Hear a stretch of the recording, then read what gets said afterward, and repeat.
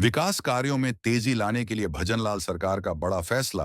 राजस्थान में मुख्यमंत्री भजनलाल शर्मा की अगुवाई वाली सरकार ने राज्य के विकास कार्यों को रफ्तार देने के लिए एक अहम प्रशासनिक सुधार किया है। अब टेंडर की प्रक्रिया पूरी होने के बाद फाइलों को दोबारा वित्त विभाग में नहीं भेजना पड़ेगा। इससे समय और लागत दोनों की बचत होगी और जमीन पर योजनाओं का लाभ जल्दी पहुंचेगा। अब नहीं होगा फाइलों का दोहराव।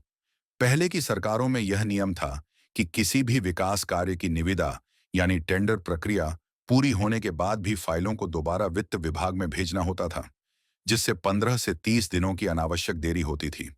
इस वजह से न केवल योजनाएं अटक जाती थीं, बल्कि उनकी लागत भी बढ़ जाती थी।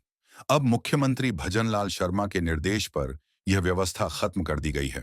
अब कार्यकारी विभाग स्वयं निविदा प्रक्रिया पूरी होने के बाद सीधे कार्यादेश जारी कर सकेंगे।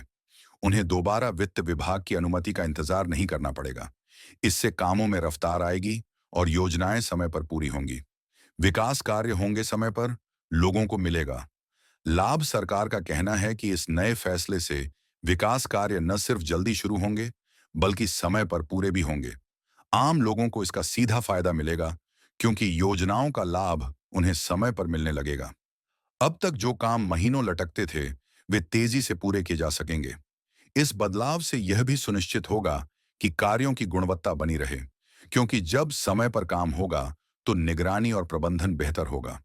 इससे सरकारी योजनाओं में पारदर्शिता और विश्वसनीयता भी बढ़ेगी।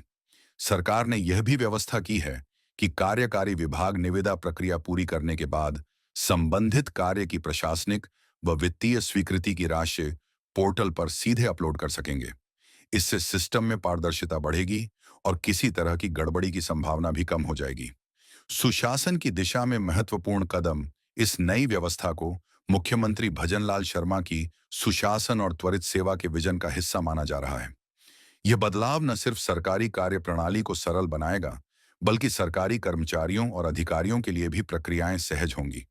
सरकार का दावा है कि यह सुधार पारदर्शिता, जवाबदेही और समयबद्ध विकास की दिशा में एक बड़ा कदम है।